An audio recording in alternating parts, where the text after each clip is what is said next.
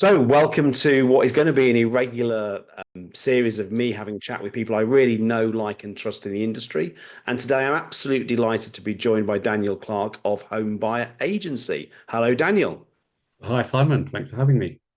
Thanks so much. You actually are guinea pig, so this could go horribly wrong, but it's all my fault. So don't feel under any pressure at all. But Go for you it. kind of your business, it sort of does what it says on the tin. So you got to tell me, what is a home buying agent? Well, look, we know what an estate agent is, right? If you want to sell a property, you call it an estate agent. But in the UK, what we don't do is call an agent to act in our best interests if we want to buy a property. And that, in a nutshell, is what a buying agent is. So it's an independent advisor that acts in your best interest, just as the estate agent does for the seller, the buying agent does it for the buyer. Okay. And this isn't that big in the UK as a concept. No, so if you were buying a home in the US or in Australia, for example, then the first thing that you'd probably do is call an agent to act in your interest. That would be the equivalent of a buying agent. But in the UK, it's not necessarily what you would do. Most buyers go it alone. About 1% of buyers are represented by a traditional buying agent, whereas 95% of sellers are represented by an estate agent. So there's quite a gap there. There's quite an opportunity there also, but there's a need for awareness. So you were an estate agent, weren't you? That's where your kind of background's in estate agency. Okay. So Yes. what led you to specialize in representing buyers? Because it's not a developed market, so you're taking a bit of a risk by going out there, by actually being a new emerging space. And how does that kind of shape your approach? What's the difference between an estate agent and a buying agent? Well, I think that's what excites me, to be honest. The fact that there is this gaping big hole in the market that nobody's really representing all of these buyers. I mean, there are four times more buyers than there are sellers, but yet there are 25,000 plus estate agents chasing after all of the same sellers. Nobody's really out there representing the buyers. And I guess I looked at that as an opportunity and I thought, you know what, there's a lot of value that I can add here. I've acted for buyers for about 6 years. So it's not like this is a new thing. But historically, I've acted for sellers and I've acted for buyers, whereas now I'm focusing my efforts on not only just acting for buyers, but also that educational piece, because culturally we don't think I'm going to call a buying agent when I want to buy a property. And I want to change that. I want to make it as accessible as possible so that people do think, okay, I want to buy a property. I want to make sure that I get the best price and terms. I want to get access to properties that I might not be able to get myself. I want somebody that's acting in my corner because that's not traditionally how we do it in the UK. So that's kind of what got me to focus on being a buying agent, was the monumental task at hand, but the opportunity to, another part of it is, let's be honest. I mean, I've been an estate agent, but estate agents are not very well liked, are they? Let's be honest, right? So they're not very well Shot, trusted shot. either, right? No, no, no, no. Exactly. I won't have it said that many of Right. them are my best friends. Yeah, absolutely. And we like them as friends, but not as professionals, right? And that's the issue. So I think coming into acting for buyers, there's an opportunity to kind of, get that right from the offset. I think estate agents have been tarred with the same brush, and there are excellent, excellent estate agents out there that are being tarred with the same brush, but that hasn't necessarily been done in the buying agency space. So there's an opportunity here to set correct expectations, add value, build trust, do it the right way, keep it going the right way, and all of this just spells opportunity. Curveball question. You mentioned the great 4-to-1 ratio of buyers to sellers. Two-thirds of those buyers are also sellers. So Exactly. are you not tempted when you have a conversation with them to help them sell their property and be an estate agent? So historically, yes, but I also think that we need to improve on collaboration as an industry, and I think that there's a enormous opportunity there to refer people that focus on selling properties. If there are excellent estate agents out there, just like there are excellent buying agents out there, I don't need to sell their property. I can help them with choosing the right agent and work with them, supporting them on that journey and advising them on that journey. But we could work with the right estate agents to do that. So the recommendation piece is also an important part of it. Your buying and selling is just a part of your journey to buy a property, part of that need. So if there's a prerequisite to sell your property to get that money out to buy another one, you need to work with the right professionals in order to make that happen. But Daniel, if I want to buy a property, I just look on Rightmove, don't I? Yeah, you could look on Rightmove, and I think Rightmove has about 80, 85% of properties that are on the portals, if you like, but you're then limiting yourself to the portals, aren't you? So a lot of buyers and the majority of buyers will just look on a portal, or they might look on a couple of portals, and 9 times out of 10, that's going to be Rightmove or Zoopla or maybe both. But what about on the market? What about prime location? What about other platforms like Invisible Homes? And they won't have access to, networks like Lonres, for example, that are more off market, more agent exclusive, but there's a huge number of properties on there that the average buyer doesn't have access to. So there are a whole host of different avenues. There's Facebook Marketplace, there's Gumtree, it's funny, but there's a lot of different platforms. There's a lot of different sources, and not all properties are in one place. So working with somebody that knows where to go, and then also, what else do you do aside from the platforms? You could, you know, communicate with a network of agents in the area that you want to buy in, get access to properties that haven't come to market yet before they come to market, get your foot through the door first. You can also do a outreach program to home sellers in the area that haven't come to market yet. I quite often send letters out as a part of a retained search with specific details around what my client's looking for. And I will quite clearly state on that letter that I'm retained by the buyer. So if you decide to sell, there'll be no estate agency fees for you to pay. And so from their point of view, they're like, oh, I've got an opportunity here. I don't have to get my house ready to market. I don't have to have loads of people traipsing through my house. I don't have all of the inconvenience of having to do all of these viewings around my life and interviewing numerous estate agents. I could just sell it quickly and easily. And so they will pick up the phone and they'll call me. And that opens up the opportunity to my clients to get into properties that they wouldn't otherwise get into. So long-winded Okay. answer to your question, but there's No, numerous different avenues. no, it's great. It's a great. I'm thinking I should have engaged a buying agent when I was buying a house. Um, Too late, but we know next time. So you are embracing one of the problem areas, certainly by representing buyers, is there's obviously a discrepancy between market price and mortgage valuations. Yes. How are you handling that kind of tension? Well, I think what quite often happens is when a buyer is negotiating it themselves, they get drawn into like the emotional aspect of it, and estate agents want you to. So they will do things like an offer as in excess of, get as many people through the door as they can, and then they'll look to drive the price up through getting competition, multiple offers, working the price up through emotion. What I think you need to do as a buying agent is remove that emotional element of it, go away and look at the comparables. So, what other properties like this one are selling in the area within the last kind of 12 to 18 months? So, similar kind of size, similar kind of period. These kind of properties that are the same. What are they selling for? Because ultimately, surveyors are going to factor that into their decision making as well when they're valuing on behalf of a bank. So, I did a post recently, a home is worth what a buyer is willing to pay so long as they can actually complete the sale, right? There's that saying that a home is worth what a buyer is willing to pay. Well, not necessarily, because if the bank isn't going to lend you the money, then you can pluck numbers out of the sky. You're never going to complete that purchase, right? So So, that kind of actually you're leading into a next question I want to ask, and I want to make sure we capture this one is how do you balance? It's so emotional buying or selling a property. yeah, You know, it's often, it is most people's most expensive asset. yeah. So do you succeed? What's your way of balancing emotion and analysis in this process? I mean, you've Well, touched on it there. I'd like you to really get into that because that to me it is comes down to the data, doesn't it? And I think that the buyers need to have the right information so that they can make informed decisions.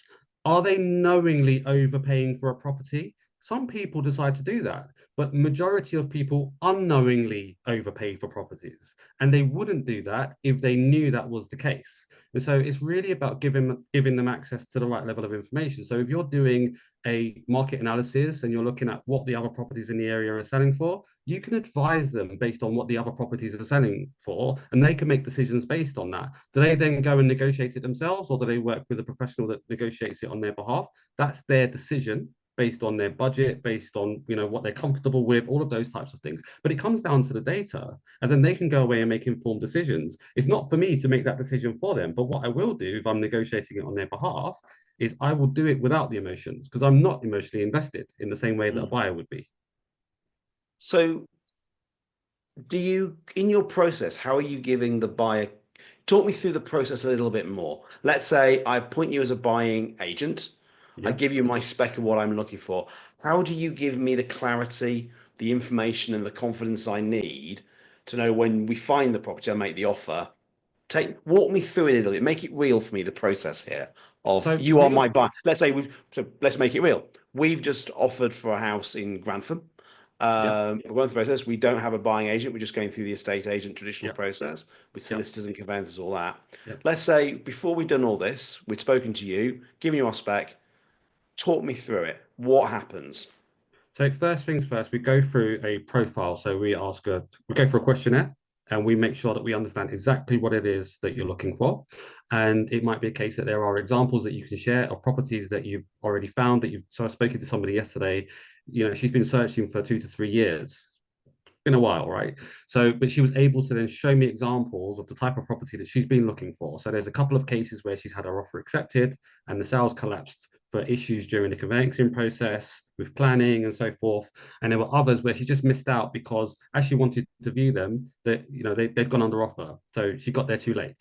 And so she'd been searching for a while. So we went through a questionnaire as to what exactly she was looking for. She was able to provide examples. So I've got a very good idea of the type of property that she is now looking for. And so there's a number of options I explained to her. We can look at the options that are on the market across all of the portals. We can make sure that we're registering with all of the relevant agents in the specific area where you want to buy. There's actually a few areas that she's considering. Mhm. So you have to consider the time constraint element. If you're working a full-time job, it's a lot of agents that you potentially need to register with. They may be in that specific area that you want to buy in, but also outside of that specific area as well, because it's not always a local agent that has those properties. It could be in nearby towns and so forth, depending on who's instructed who. So it's a case of looking at all of the agents, being first to know by registering with those agents when those properties become available, and then also doing the homeowner outreach as I spoke about earlier to draw people in, but maximizing it, make sure they're aware of all of the options that exist for getting options that they can consider for finding that right property. So we go through those, and then what we would do is we will say, like, what do you want to do? Do you want to view these properties yourself? Do you have the capacity to do it yourself? Do you have the time? Sometimes it's a different city, completely different location. It's just not feasible or practical for them to do those viewings. So let them know that we can do all of those initial viewings on their behalf. So they only need to view the property if they want to view the property at all. Believe it or not, some people buy and they don't even view the property, especially if they're overseas, for example. But normally they would only view it because they're deadly serious about it. They've found the property or we've helped them find a property and we've already done the research on that property. So we can advise them on what we believe the property to be worth based on comparables, as I was just talking about. Yeah. And so we can talk about, okay, where are we going to come in at in terms of offers? What's the maximum we're willing to offer up to? We can go through that whole strategy and we can go away and then negotiate it on their behalf.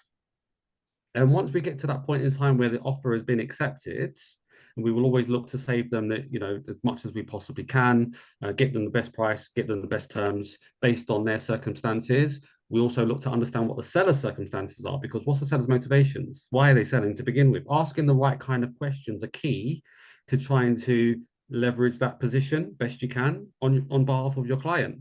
But you need to find terms that make sense for both parties, because the ones that don't, those sales tend to collapse. So it's a balancing act. But once you've got your offer accepted, it's a case of, okay, do we now need to do a survey? Do you know who a surveyor is? Because we can help them with identifying the surveyor and understanding what type of survey should you do. Should you do a level 2? Should you do a level 3? Going through that with them. Once the survey's been done, understanding it is a whole different aspect of it, because most I buyers, know I'm feeling that. most buyers don't know how to make sense of those reports. They're a red, amber, green kind of a traffic light system. And if you see a bunch of red on the first few pages that you look at, you get overwhelmed. It's intimidating, but you don't know what's real and what's not. And some of it is just the surveyor trying to cover themselves from a liability point of view. And other times there are real, issues that you genuinely need to be aware of and that you need to take seriously. And you might need to take some course of action to mitigate that risk. Or it might just be more than you can chew, and you might not want to do that, but you need to do it based on being in a position of it being informed. So you can move the sale on from there or withdraw depending on what the situation is, but you're informed.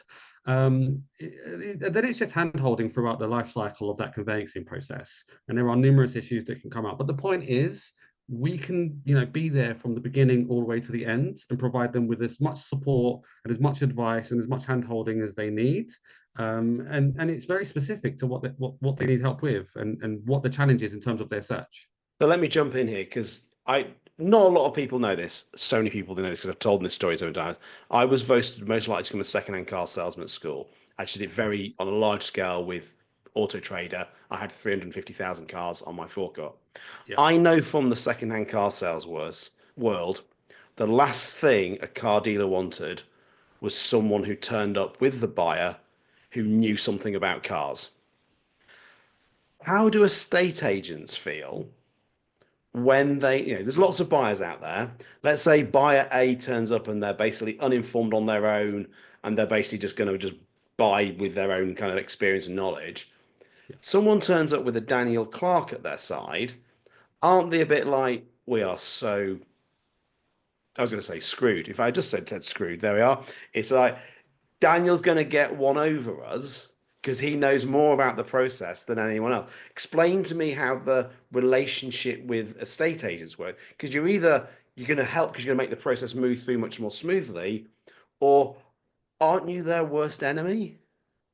No. And you know what? I think anybody, any agents out there that have the mindset that a buying agent is a competitor in any way, I think is completely misunderstood the whole point. Talk to me about that. So, I'm interested in so that. Talk to me about that. right. So why is collaboration so successful in Australia and in America, for example, where you have buying agents and selling agents, right? If they were competitors, they'd never do a deal together. So if we just rein it back and we focus on our market, an agent is acting in the best interest of their seller, buying agent is acting in the best interest of their client, the buyer. But why can't you marry the two? So if you've found a happy medium where the seller's happy and the buyer's happy, you've got two professionals acting on both sides that are going to work together to get that sale to complete. And so in my experience, the fall through rate drops dramatically because you've got two professionals working in tandem to get this deal done. And And so many the properties fall through. exactly right. So what's it? I think 28% of sales fall through. I think my fall through rate is about 7%. So Right. like it comes down dramatically. And then not to mention the time it takes to actually complete that sale. It happens so much quicker because there's less procrastination. There's less of this, okay, if you're a first-time buyer, which the majority of buyers are in the market, they don't know what they're doing, to be fair to them. They don't have somebody holding their hand. And so naturally they're finding their way. It's the first time they've done it. It's going to take time, right? Yeah. Especially if it's leasehold or something like Yeah. that. I mean, it's going to take time. So if they've got access to a professional that's advising them, but also driving that process forward on their behalf as a buyer, rather than it just being the estate agent trying to drive it on their side from the seller's side, you've got two professionals that know their craft, know what they're doing, that are working together to push it forward. Now, in my experience, that works exceptionally well. And it's significantly better than having a buyer working with an agent because the agent's acting in the interest of their client. The buyer doesn't know what they're doing, they're trying to find their way, and it can all get quite messy. So it's a lot cleaner having professionals on both sides. It's not a competition. Yes, you might lock horns a little bit when you're doing that initial negotiating piece, but Yeah. once that's done, it it just moves forward swimmingly. Everyone knows what they're doing, and it's great. And with so many agents not selling the property that's listed with them, we got, is it like 52, 55% the long-term average of the number of properties an agent will sell that they list?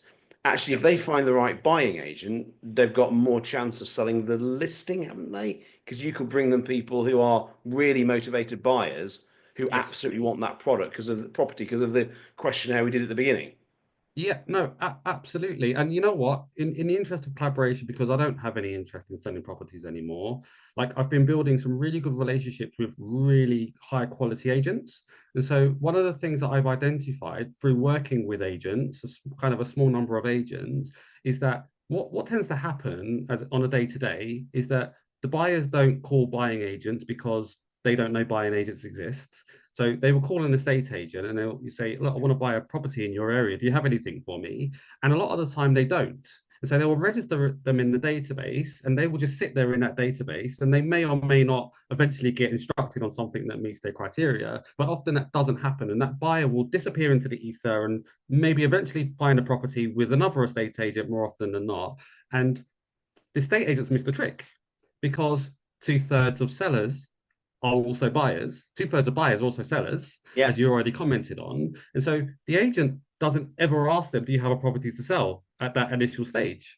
Now, if they say, well, no, we don't have anything that meets your criteria, but we do work with home buyer agency as an example, so we will still Yeah. work together, then they introduce that buyer to us and say they can help you with finding a property. Well, then we can help them find that property. It will come out through the conversation that there's a property to be sold. We can also refer back to that agency that's referred the buyer to us to begin with. Win-win, you know.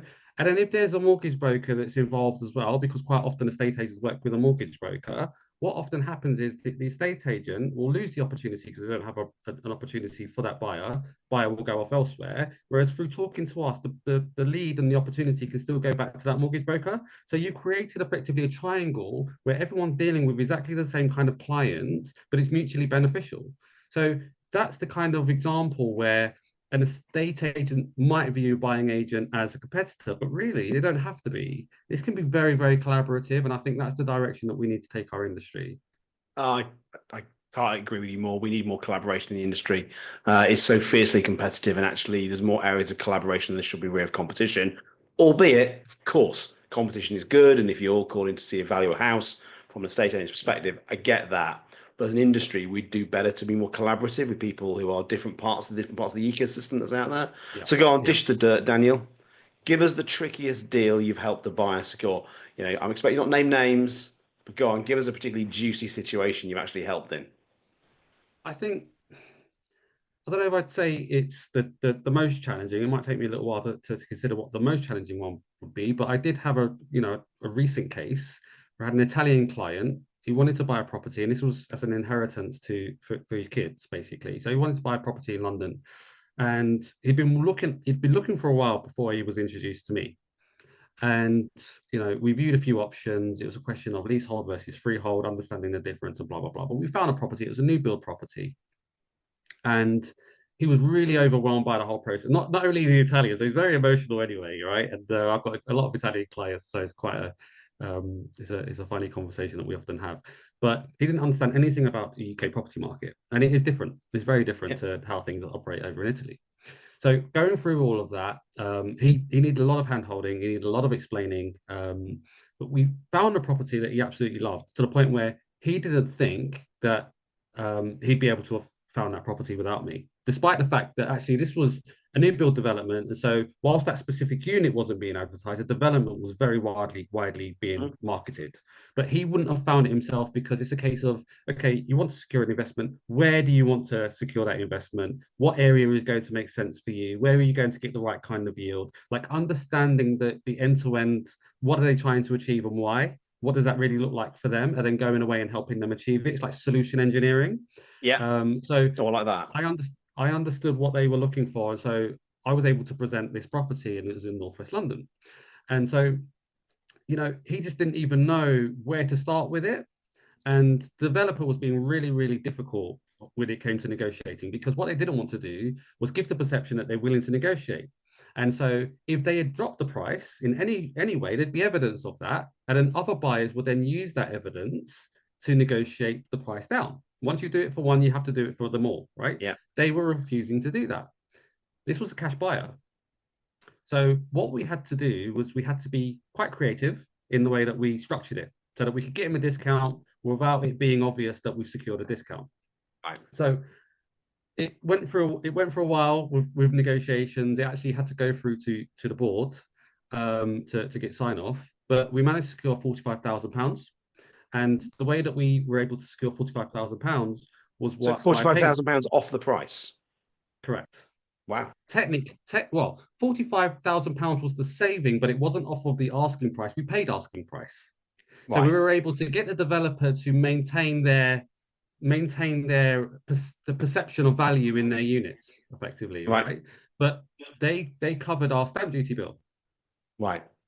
So behind the scenes, the client has saved 45 grand, And we basically calculated what the stamp duty would be based upon the fact that if we paid what we wanted to pay, which was below the asking price, and what the stamp duty would be based upon that.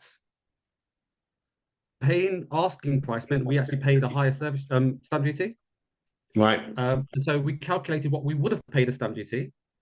We calculated what all of our bills would have been, and we made sure that they covered all of those costs. And Right. they agreed it. So it did take us a couple of weeks to agree it, and it took a full week for it to be signed off by the board, but it got agreed. So we were able to move forward with that. So they say £45,000. And by the way, that was actually 4.5 times more than what the client paid me. So, not only did I do a lot of the running around and the Yeah. hand holding and the support, there's a lot of value beyond, anything else in the sense that they actually saved more than they paid me, considerably more than they paid me. Yeah. No, I can see had they not made a saving, it's worth it if you just don't know the UK market. But then to get Yeah, a yeah, saving that exceeds what you paid, okay, exactly. I'm kind of really wishing I'd engaged you because I know you, and I wish I'd engaged you when I was buying my house. Anyway, I mean, I still can, can't I? I still could if I wanted to. You absolutely could. I guess I need to speak to a marketing guy about building my brand awareness, right? That thought. So let's stick to this because you want to make it short and pointy next questions. Go on then. What are the valuation myths that buyers often believe? I think that buyers spend too much time focusing on what the asking price is. The asking price is kind of irrelevant in the grand scheme of things. And estate agents have got different strategies. And it might be, there's going to be a lot of interest in this type of property in this area. So we're going to strategically price it low and drive the price up. The buyer doesn't understand that strategy, and they'd only understand it if they had done that comparable analysis on the property to see what other properties have been selling for. So understanding the strategy, like there's a difference between the estate agent's appraisal, right, and what an actual valuation is. And I think that's one of the biggest, misconceptions for buyers buying a property. So there's market value backed by comparable evidence, Yeah. and then there is the asking price, and they are quite often two different things. The asking price is a part of a strategy. What it's actually worth is data backed. Yeah. And they're two different things. So working with a buying agent will help you to understand what the actual market value is based on comparable evidence, and then you can go to negotiate. Then you can maximize your chances of securing the property. All of those kind of things. So that's what I would say. I love it. So go on. My final question for you.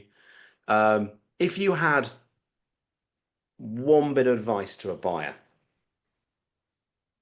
what would it be? Call a buying agent. I And I love would it. and I, No, and no, I would you can say leave it there. That I was it, wondering if you'd say that. The best interviews I've ever done, yeah, yeah, call me, is normally the 10 out of yeah. 10. Call, Daniel, call a buying you agent. passed the course. So best bit of Yeah, advice is call the home buyer agency. And you deal anywhere in the UK? Everywhere in the UK? anywhere in the UK. Amazing. Okay. Well, look, it's Any been an property value, any property value, whether you're buying cash or with a mortgage, is irrelevant. Any buyer, buy to let investment, first time buyer, home mover is irrelevant. Anywhere in the UK, we can help. Daniel, that's been really useful. When this ends, I'm going to have a chat with you about the property I'm buying. So hold that thought. Let's do that. See Thank you you very much later. for having me. Take care, Daniel. Cheers, mate. Bye bye.